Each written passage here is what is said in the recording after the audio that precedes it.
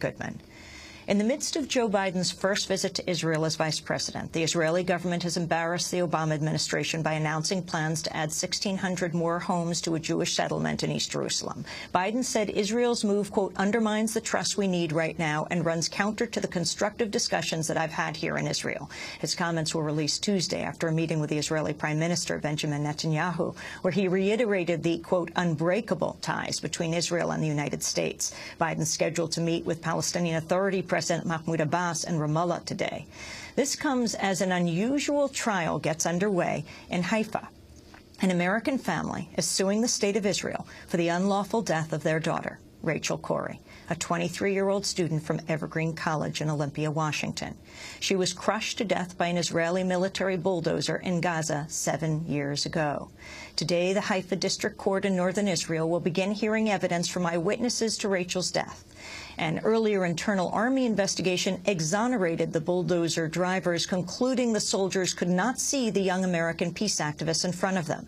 The eyewitness testimony is expected to challenge Israel's version of events with evidence that she was clearly visible to the soldiers standing before the bulldozer in her fluorescent orange jacket. Well, I interviewed Rachel Corries' parents, Cindy and Craig Corrie, and her sister, Sarah Simpson, a few days ago, just before they headed to JFK Airport here in New York to go to Israel. I asked Rachel's mother, Cindy, to go back to those events of March 16, 2003, and explain why Rachel had gone to Gaza to begin with.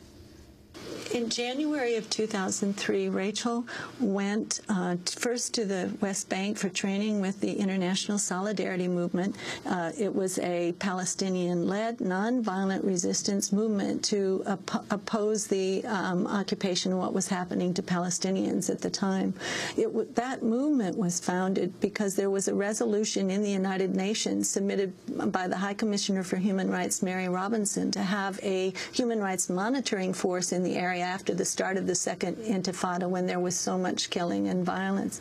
And that resolution was vetoed by the United States and by Israel. And at that point, ISM was formed. Some of the co-founders included an Israeli woman, Netta Golan, Americans, Adam Shapiro and Huwaida Aref, Palestinian academic Ghassan Andoni, and others. And Rachel joined that effort. She was trained in Beit Zuhur. She had prepared here before she left. She was studying Arabic. She had done a lot of education, and she was beginning to educate our family because we were new to this issue.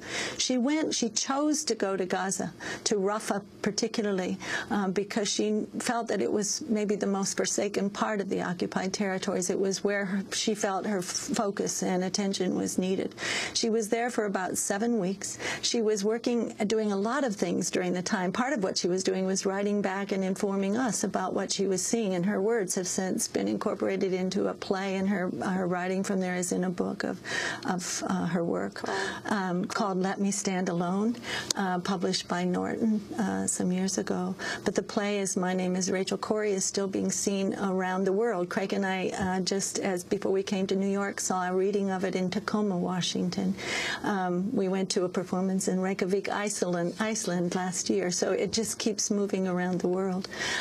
But she was working with children and with women's groups. One of the women in Gaza, when we visited there in 2003, was so happy to show me a note that Rachel had left for her on International Women's Day. She wanted to connect women in Rafah with women near our community in Olympia.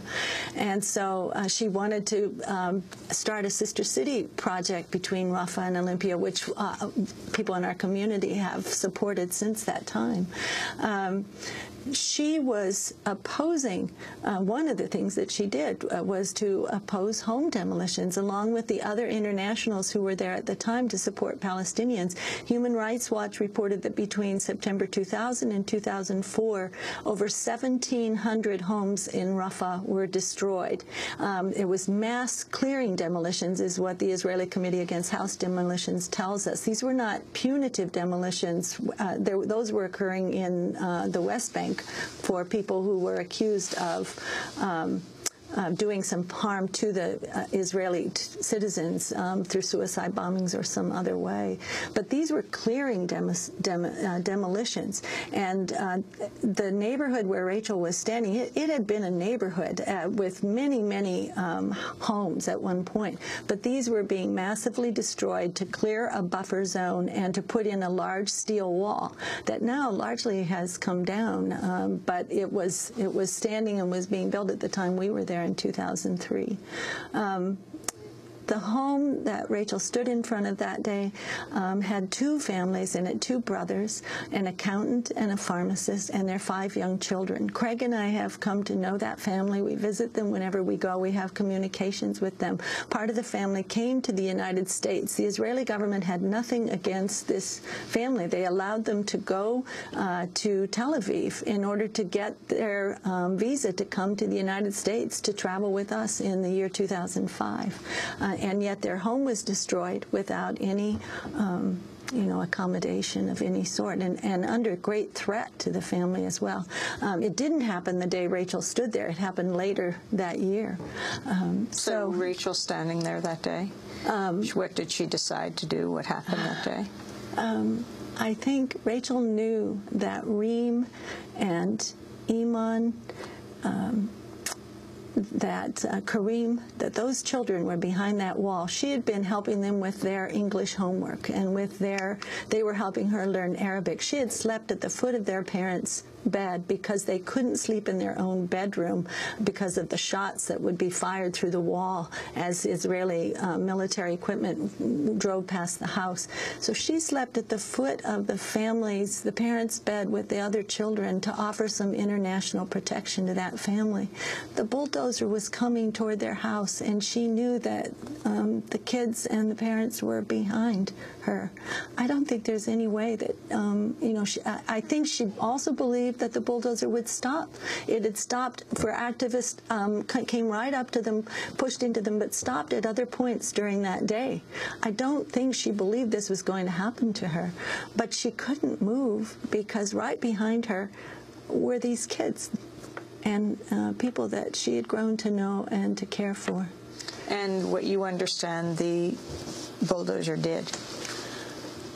We have eyewitnesses, 7 international eyewitnesses. We have photographic evidence from all of those eyewitnesses that, according to their report, we were able to read the Israeli military report, which happened in Rachel's case, happens for almost no Palestinians. But there was, because of U.S. insistence, there was a military police investigation. They indicated, though, they didn't use the photographic evidence that the ISMers had. But anybody looking at those photos can see that what the ISMers say is accurate, that the bulldozer proceeded toward Rachel, that she took a position indicating that she was not going to move. She was in her orange jacket.